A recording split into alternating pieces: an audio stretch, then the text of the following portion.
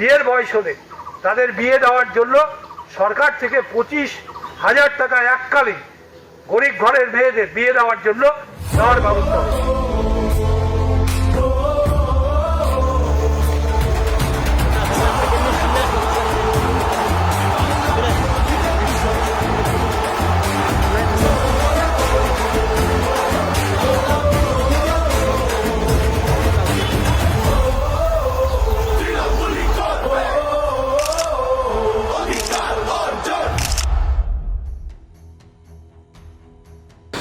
লোকসভা ভোটের আগে প্রত্যেকটি দলের প্রার্থীরা বিভিন্নভাবে প্রচারের অভিমুখে রয়েছে।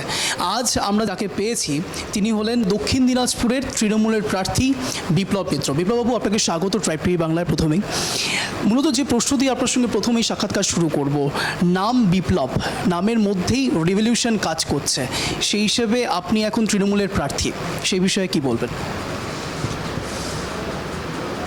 নাম যদি কোনো সিগনিফিক্যান্ট ব্যাপার থাকে তাহলে নিঃসন্দেহে আমার নামটা নিয়েই একটা তো সিগনিফিক্যান্ট থাকছি, যে যেখানে অন্যায় অবিচার অত্যাচার হয় সেখানটাই যখন দেখা যায় যেটা একদম চরম সীমায় পৌঁছে যায়, তো সেটাকে যে রিভল্ট করানো মানুষকে, তো সেই কাজটা বরাবরই আমি করে এসেছি। যখন বামফ্রন্টের রাজত্ব ছিল সেই সময়ও অবিভক্ত পশ্চিম দিনাজপুর জেলায় এই কাজটাই আমি করতাম। বামফ্রন্টের বিরুদ্ধে অবিচ্ছিন্ন লড়াই, তৎকালীন আমরা ছাত্র যুবদের একত্রিত করে লড়াই করার চেষ্টা এটা করেছি। গোটা উত্তরবঙ্গ জুড়েই সেই সময় আমার নেতৃত্বে মূলত আন্দোলনগুলো হয়েছে। তো সুতরাং সে অভ্যাসটা তো আছেই। আর তারপরে মমতা ব্যানার্জির নেতৃত্বে আমরা যখন তৃণমূল কংগ্রেসটা 1998 সালে একসঙ্গে কংগ্রেস থেকে বেরিয়ে এসে আমরা দলটা খুললাম, স্বাভাবিকভাবে ওটাও তো একটা বিরাট চ্যালেঞ্জ ছিল আমাদের কাছে, যে আমরা পারবো কি পারবো না। অনেকেই বলেছিলেন সেদিন আমরা যখন নতুন দল তৈরি করার পরিকল্পনা নেই, যে কংগ্রেসের বিরুদ্ধে গিয়ে কেউ টেকেনি শেষ পর্যন্ত। অনেকের উদাহরণ ছিল, আমাদের বড় বড় লিডার যারা ছিলেন কংগ্রেসের তাদের অনেকে উদাহরণ আমাদের সামনে তুলে ধরেছিলেন। কিন্তু মমতা ব্যানার্জি এই ব্যাপারটাতে দৃঢ় ছিলেন, আমরাও দৃঢ় ছিলাম তার সঙ্গে, যে যা হয় হোক আমাদের ওয়ান পয়েন্ট টার্গেট, যে কোনো মূল্যে বামফ্রন্টকে আমরা পশ্চিমবাংলা থেকে সরাবো। আমরা তার জন্য যা হয় আমাদের ভাগ্যে যা আছে হবে, কিন্তু আমরা করব লড়াই, কোনো আপোষ নয় এদের সঙ্গে। তো সুতরাং সেই জায়গাতে লড়াই করেই আজকে কিন্তু আমরা আমাদের যে অভীষ্ট লক্ষ্য সেটা পূরণ করেছি মমতা ব্যানার্জিকে সামনে রেখে। এবং আমাদের তারপরে আমাদের উন্নয়নের কাজ, যেটা পশ্চিমবাংলায় একদম স্তব্ধ হয়ে গেছিলো বামফ্রন্টের 34 বছরে, সেটাকে আবার মমতা ব্যানার্জিকে সামনে রেখে তার নেতৃত্বে আমরা বাংলায় ক্ষমতায় আসার পরে আমাদের বাংলার মানুষের জন্য যে কর্তব্য বোধ থেকে আমরা সেই কাজগুলো করার চেষ্টা করছি। আমাদের সরকার তৈরি হয়েছে, সরকার সার্বিক অর্থেই মানুষের সরকারে পরিণত হয়েছে। এবং আমাদের নিজেদের উপলব্ধি থেকে মনে হয়েছিল যে এগুলো কাজ করা দরকার। যখন বিরোধী ছিলাম, যেভাবে মানুষের পাশে দাঁড়ানো দরকার সরকারের পক্ষ থেকে, আমাদের নেত্রী মমতা ব্যানার্জি সেটা করছেন। তার সরকারকে নিয়ে দুয়ারে সরকার পৌঁছে দিয়েছেন। এমনকি পাড়ায় সমাধান, সেটাও আপনার তিনি নাম দিয়ে পাড়ায় সমাধান, সেখানটাও সামান্যতম যদি কোনো কোথাও অভিযোগ থাকে মানুষের, সেটাও পাড়ায় পাড়ায় সেটাকে পৌঁছে দেওয়ার চেষ্টা করেছেন, যাতে পাড়ার কোনো অসুবিধা না হয়, পাড়ার লোকেরা যাতে ভালো থাকে। তো সুতরাং একটা সার্বিকভাবে মানুষের মঙ্গল চাওয়া একটা সরকারের যা যা করা উচিত সেটা আমরা পশ্চিমবাংলায় মমতা ব্যানার্জির নেতৃত্বে আমরা করছি। একেবারে আপনার বিপরীতে আগের সাংসদ সুকান্ত মজুমদার রয়েছে, সেই ক্ষেত্রে কতটা মনে হচ্ছে লড়াইটা কতটা কঠিন হতে পারে কিংবা সহজ? দেখুন, কোনো লড়াই কঠিন নয়, আবার কোনো লড়াইও আমাদের কাছে সহজ নয়। তো আমরা লড়াইকে লড়াই হিসাবেই ধরে নিচ্ছি। তিনি একটা ভারতবর্ষের বড় দলের একটা বিরাট জায়গাতে আছেন, এবং তারপরে তিনি গত 19 সালে নির্বাচনে খুব অল্প ভোটে হলেও জিতে এই সিট থেকে তিনি সাংসদ হয়েছেন। সুতরাং আমরা তাকে যে কোনো রকমভাবে অবহেলা করা, আমরা লড়তে নেবে, আমরা সেই ব্যাপারে আমাদের কিন্তু আমরা কেউ রিল্যাক্টেন্ট নাই। আমাদের খুব পরিষ্কার ব্যাপার যে লড়াই হবে যখন, স্বাভাবিকভাবে ওনারা ওদের মতো লড়াই করবেন, আমরা আমাদের মতো লড়াই করব। মানুষ যদি আমাদের কাজে সন্তুষ্ট হয়ে থাকে এই 13 বছরের মধ্যে, তাহলে আমাদের স্থির বিশ্বাস আছে যে মমতা ব্যানার্জির প্রতি মানুষের যে ভালোবাসা, তার একটা বিশ্বাস, আস্থা তৈরি হয়ে গেছে পশ্চিমবাংলার সর্বস্তরের মানুষের মধ্যে, সেটা আমাদের দক্ষিণ দিনাজপুর জেলায় এবং আমাদের উত্তর দিনাজপুরেও এটা কিন্তু মানুষের মধ্যে একদম সেটাও এখানটায় কিন্তু মানুষের বিশ্বাস, আস্থাটা ফিরে এসছে। তো সুতরাং আমরা খুব আশাবাদী যে এবারকার যে লোকসভা নির্বাচন হবে সেটাতে আমরা 14 সালে যেমন 1,07,500 ভোটে আমরা জিতেছিলাম, আমাদের ধারণা আছে যে সব যদি ঠিকঠাক আমরা করতে পারি তাহলে আমার ধারণা তার চাইতেও বেশি ভোটে, লক্ষাধিক ভোটে আমরা এই সিট জিততে পারি। রামায়ণে যেরকম রাম লক্ষ্মণ রয়েছে, সেরকমই বলা হয় যে আপনিও এবং আপনার ভাই প্রশান্ত বরাবর তৃণমূল হোক বা বিজেপি হোক, যখন যেখানে যোগসাধন হয়েছে কিংবা সেখান থেকে বেরিয়ে আসা, সেই ক্ষেত্রে এখন আবারও লোকসভা ভোটে আপনি এবং আপনার ভাই প্রশান্ত কতটা হেল্পফুল হচ্ছে লড়াইটা? না, ভাই তো আমার সঙ্গে প্রথম থেকেই আছে, ছোটোবেলার থেকে রাজনীতির সঙ্গে আছে, ছাত্র পরিষদ করা, তারপর কলেজে করা, তারপরে পরবর্তীকালে এসে যুব করা, তারপরে সেখান থেকে মিউনিসিপ্যালিটি চেয়ারম্যান হওয়া, কাজে ও একটা কাজের মধ্যে দিয়ে সবসময় আছে। তো আর মানুষের সঙ্গে ওর যোগাযোগটা সাংঘাতিক বেশি, রাত্রি 1টা-2টা হলেও ও মানুষের সঙ্গে, ওকে কেউ ওর সঙ্গে দেখা না করে ফিরে যেতে পারবে না। তো সুতরাং সেই দিক দিয়ে আমিও যেভাবে মানুষকে প্রথম থেকে এন্টারটেন করতাম, ওর মধ্যেও সেই একই জিনিস আছে। তো সুতরাং স্বাভাবিকভাবে যে কোনো লড়াই যখন হয় আমরা সব ভাইরাই ওতে পার্টিসিপেট করি। আবার প্রশান্ত একটা জায়গাতে আছি, সেখানটায় প্রশান্ত তো থাকেই এর সঙ্গে। আবার বিপ্লব মিত্র নাম বললেই অনেকে একেবারে আপনাদের এলাকার মধ্যে একটা কথা রয়েছে রাশভারী।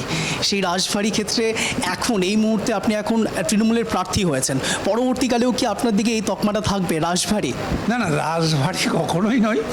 আমার বাড়িতে অবারিত দ্বার সকলের, আমার গেট খোলা থাকে সবসময়, একদম রাত্রিবেলা পর্যন্ত থাকে, এবং আমার ফোনও খোলা থাকে রাত্রি 1টা পর্যন্ত। তারপরে আমি ঘুমাই, সুতরাং তারপরে তখন বন্ধ করে দিই। তো আমার সঙ্গে যে কেউ এসে রাত্রি 1টার সময় দেখা করতে পারে। আমি যদি ধরুন আমার ঘরে খেয়ে দিয়ে ঘুমিয়ে পড়েছি, তারপরেও যদি কোনো লোক দূর থেকে আসলো, আমার সঙ্গে দেখা করতে আসলো, স্বাভাবিকভাবেই ধরে নেওয়া হয় যে খুব বড় বিপদে পড়ে এসছে। তো আমি তাকে ফেরাই না, আমি অন্তত কথা শুনি, চেষ্টা করি যদি ওর বিপদ থেকে কিছু আমরা কাজ করে তাকে উদ্ধার করে দিতে পারি, সেটা চেষ্টা রাত্রি 2টা হলেও করি। সুতরাং আমার সঙ্গে পাবলিকের যে যোগাযোগটা, এই যোগাযোগটা আমাদের বরাবরই আমরা মেনটেন করি। সেটা আমার ছোটো ভাইও শিখেছে আমাকে দেখে, এই একইভাবে মেনটেন করে। রাজনৈতিক নেতাদের বলা হয় দূরদর্শী সম্পন্ন। সেই ক্ষেত্রে 2019 সালে লোকসভা নির্বাচনে বিশেষ করে আপনার দিকে একটা অ্যালিগেশন এসেছিল অর্পিতা ঘোষকে নিয়ে, যে আপনি কোনো এক জায়গায় অর্পিতা ঘোষকে হারানোর দিকে একটা বড়সড় রোল প্লে করেছিলেন। সেই ক্ষেত্রে কি 2019 থেকে 2024 5 বছর পেরিয়ে গিয়েছে, এটা কি আগে থেকেই পরিকল্পনা ছিল? না না, এর কোনো পরিকল্পনা নেই। ধরুন আমি তো রাজ্যের মন্ত্রী আছি, আমার কোনো আপনার এখানটায় লোকসভায় দাঁড়ানোর তো কোনো ব্যাপার নেই। কিন্তু দলের প্রয়োজনে যখন দলের নেতৃত্ব নির্দেশ দিয়েছেন যে আপনাকে এবার মন্ত্রিত্বের থেকে বেরিয়ে লোকসভাতে যে মানুষটা সবচাইতে ডিস্টার্ব করছে, গোটা রাজ্যের মানুষের বিরুদ্ধে কাজ করছে, সেই মানুষটার বিরুদ্ধে দাঁড়াতে হবে, এই মানুষটাকে আটকাতে হবে, কারণ এ আরও ক্ষতি করে দেবে পশ্চিমবাংলার। আমরা জানি যে 100 দিনের কাজের জন্য প্রায় 59 লক্ষ লোক তারা কিন্তু ক্ষতিগ্রস্ত হয়েছে 2 বছর ধরে। 45 লক্ষের মতন যাদের ঘর পাওয়ার অধিকার আছে, তারা সেখানটায় সিলেক্টেড হয়ে যাওয়ার পরে তাদের সেখানকার কেন্দ্রীয় সরকারের ভাগের টাকাটা এখানটায় যাতে না পৌঁছাতে পারে সেই চেষ্টা চলছে।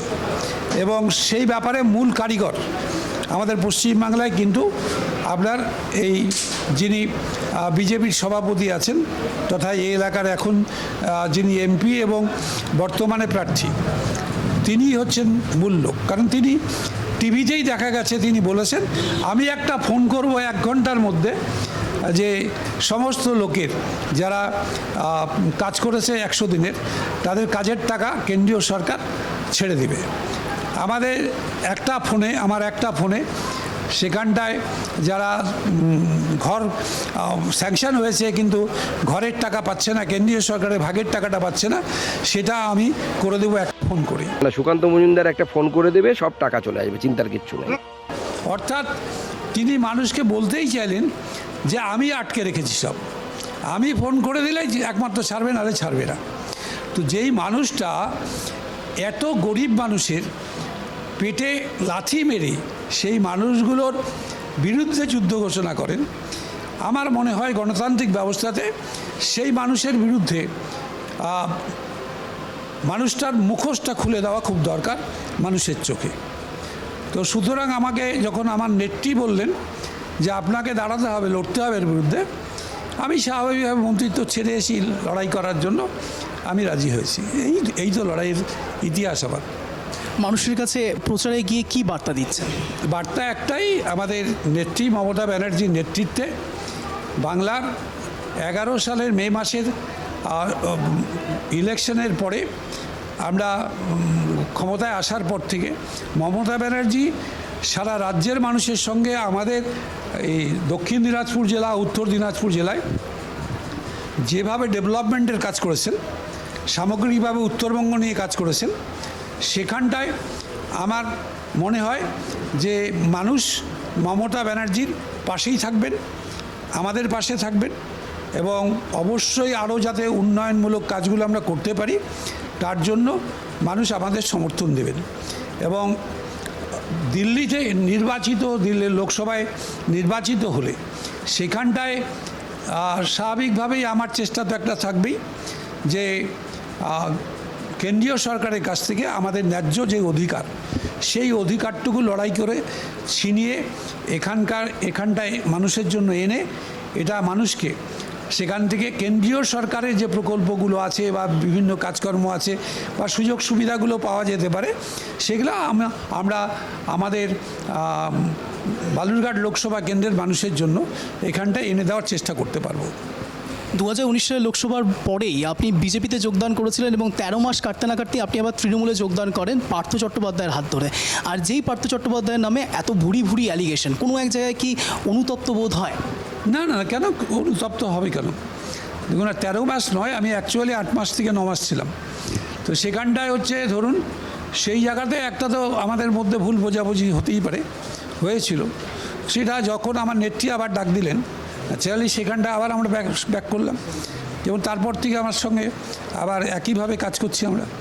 তারপরে 21 সালে নির্বাচন আসলো, যখন অনেকেই বলেছিলেন যে 21 সালে নির্বাচনে এখানটায় তৃণমূল কংগ্রেসের সরকার তো গঠন হবেই না, এবার শেষ হয়ে যাবে।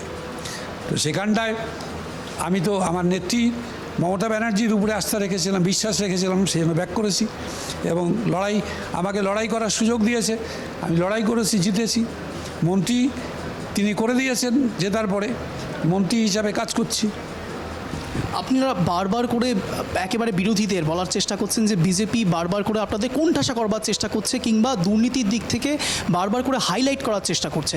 সেই জায়গাতে আপনারা কিভাবে সেই জায়গাটা লড়াই করছেন দুর্নীতির বিরুদ্ধে? দেখুন, দুর্নীতি কারো ব্যক্তিগতভাবে কেউ করতেই পারে, এটা তো ম্যান টু ম্যান ভ্যারি করে, কিন্তু তার জন্য সমস্ত দলটাকে সেখানটায় তার জন্য অভিযুক্ত করা এটা ঠিক নয়।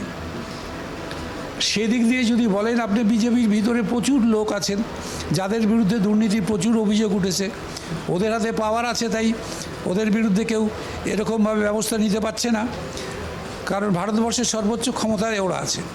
তো স্বাভাবিকভাবে সেখানটায় এখন জানা যাচ্ছে না, কিন্তু একটা দিন হয়তো আসবে যেদিন যদি দিল্লিতে ক্ষমতা পাল্টায়, তখন আবার দেখবেন যে অনেক এখনকার যাদের সম্বন্ধে কেউ বলতে সাহস পাচ্ছে না, তখন অনেকেই মুখ খুলবে, অনেকেরই দুর্নীতি তখন বেরিয়ে যাবে। এটা তো হয়। এখন আপনারা দেখছেন কথায় কথায় হুমকি দিয়ে দিচ্ছে, কি ইডি যাবে বাড়িতে, বলে দিচ্ছে সিবিআই যাবে। এটা সবসময় ভয় দেখানো হচ্ছে, সবাইকে ভয় দেখানো হচ্ছে। আমার ক্ষেত্রেও তো দেখলাম ভয় দেখাচ্ছে, তো কী করব? সিএ এবং ইলেকট্রাল বন্ড নিয়ে কী বলবেন? দেখুন, সিএএ এর যৌক্তিকতা নেই, কারণ এটা নিয়ে আমরা প্রথম থেকে বলেছি, আমাদের নেত্রীও বলেছেন যে পশ্চিমবাংলার ক্ষেত্রে যৌক্তিকতা নেই। কারণ যে মানুষগুলো পঞ্চায়েতে ভোট দিচ্ছে, পঞ্চায়েত সমিতিতে ভোট দিচ্ছে, জেলা পরিষদে ভোট দিচ্ছে, যখন বিধানসভা নির্বাচন হচ্ছে তখন তারা ভোট দিয়ে সরকার গড়ার জন্য ভূমিকা নিচ্ছে, যখন লোকসভার ভোট হচ্ছে তাতে ভারতবর্ষের সরকার তৈরি করার ক্ষেত্রে বড় ভূমিকা নিচ্ছে, সেই মানুষগুলো যদি বিদেশি হতো তাহলে সেই সময় তাদের ভোট দিতে দেওয়া হলো কেন? আর তাদের ভোটে যদি সরকার তৈরি হয়ে থাকে তাহলে তো, যদি তাদের অবৈধ বলা হয় তাহলে কিন্তু গোটা সরকারটাই অবৈধ হয়। তাহলে কেন্দ্রের সরকার অবৈধ, রাজ্যের সরকার অবৈধ, এবং আমাদের ভারতবর্ষের অনেক রাজ্যেরই সরকার তাহলে অবৈধ ঘোষণা করতে হয়। এবং এই যে কয়েক বছর ধরে মোদিজি আছেন, 10 বছর ধরে ক্ষমতায়, এই 10 বছরের শাসনকালে যে কাজগুলো করেছেন, তো সেগুলারই বা মূল্যায়ন কীভাবে হবে, সেগুলার অবস্থান বা কী হবে, এটাও ভাবতে হবে। আমরাও যে সরকারে আছি এটারই বা অবস্থান কী হবে, এই কাজগুলোর ভবিষ্যৎ কী হবে। তো সুতরাং এগুলো যারা করছে শুধু পলিটিক্যাল একটা কোনো রকম উদ্দেশ্য নিয়ে এই যে করা, এটা একদম বেঠিক কাজ হচ্ছে। এবং তারপরেই বলবে সিএএ হয়ে যাওয়ার পরে তখন এনআরসিসি। তো ঘটনা হচ্ছে, যদি মানুষকে, এটা আমার ধারণা, একদম ভয় পাওয়ানো ছাড়া অন্য আর কোনো এর যৌক্তিকতা নেই, যে এটা দিয়ে ভয় দেখানো। আসামে আমরা দেখেছি, আলটিমেটলি আসামের যে মানুষগুলোকে কনসেন্ট্রেশন ক্যাম্পে ঢোকানো হয়েছিল তারা তো আবার ফিরে গেছে বাড়িতে, তাহলে কী হবে এখন? তো সুতরাং এই যে মানুষের যে কষ্ট দুঃখ, এগুলো করে দেওয়ার ব্যবস্থা হলো, এর জন্য দায়ী কারা? যারা এটা করছে তারা। আমাদের মুখ্যমন্ত্রী এ ব্যাপারে সেও একদম পরিষ্কারভাবে বলছেন যে আমরা পশ্চিমবাংলায় আমাদের সরকার থাকতে আমরা মানব না। কারণ যে মানুষগুলো এতদিন ভোট দিয়েছে, এতগুলো ভোটে ভোট দিয়েছে, সর্বস্তরে ভোট দিয়েছে, তাদের যদি এখন কারো নাম কাটতে হয় তাহলে আমাদের লড়াই করতে হবে আবার। সেই জন্য আমরা এটাকে মানি না সিএ। ইলেকট্রাল বন্ড নিয়ে যখন একেবারে বিজেপির পরে আপনাদেরকে বলা হয় যে আপনার সর্বভারতীয় তৃণমূল কংগ্রেস বলা হলো, কোনো এক জায়গাতে আঞ্চলিক হয়ে গিয়েছেন, সেই জায়গাতে আপনাদের ইলেকট্রাল বন্ডের পরিমাণ প্রচুর বেশি, এটাকে প্রোপাগান্ডা বানানোর চেষ্টা করছে বিজেপি, সেই বিষয়ে কি বলবেন? এইটাতে তো আমাদের কিছু বলার নেই। ধরুন, ওনারা সরকারের থেকে এই বন্ডের ব্যাপারটা নিয়ে এসছেন, তো সুতরাং সেখানটায় আমাদের যদি কোনো ব্যবসায়ী বা কোনো বড় কোম্পানি বা কোনো কিছু, তারা যদি মনে করে থাকে যে আমাদের অ্যাক্টিভিটিসে যে আমরা একদিন ভারতবর্ষে খুব ভালো কাজ করতে পারবো আমাদের নেতৃত্বে, সুতরাং সেখানটায় যদি তারা সাহায্যের হাত বাড়িয়ে দেয় তা আমাদের অসুবিধাটা কী আছে? সেখানটা আমাদের কোনো এই ব্যাপারে তো কোনো ভূমিকা নেই। সেই সমস্ত ব্যবসায়ী কোম্পানি বা যাদের জন্য আর কি আইনটা করে দেওয়া হলো, সেখানটায় তারা মনে করেছে যে যোগ্য দল, বিশ্বাসী দল, যারা মানুষের কাজ করবে, তাদের আমাদের এখানটায় স্বাভাবিকভাবে সেখানটায় বিভিন্ন রকমভাবে সাহায্য করার জন্য এগিয়ে আসতেই পারে। ভোটের নিরিখে কতটা আশাবাদী? অবশ্যই আমরা খুব আশাবাদী। একটু আগেই বললাম যে মোর দ্যান 1 লাখ ভোটের ব্যবধানে আমরা এই সিটটা জিতব, এই ব্যাপারে কোনো রকম নেই। কারণ 14 সালের যে 1,07,500 ভোটে ওই অর্পিতা ঘোষকে যখন কেউ নামটা পর্যন্ত জানতো না, যখন কলকাতা থেকে পাঠানো হলো আমার কাছে, তখন গোটাটা তাকে নিয়ে আমি সব জায়গাতে ঘুরেছি, সবার সঙ্গে পরিচয় করেছি, মোশাররফ টোজারফ সবার সঙ্গে আমি এনে পরিচয় করে দিয়েছি। তো সেই মানুষটাকে গোটা ইলেকশনটা বকলমে আমি লড়েছিলাম, তো সেখানটায় 1,07,500 ভোটে আমরা জিতলাম। সেখানটায় বামফ্রন্টের এতদিনের যে অবস্থাটা ছিল সেটাকে ভেঙে আমরা 1,07,500 ভোটের ব্যবধানে জিততে পেরেছি।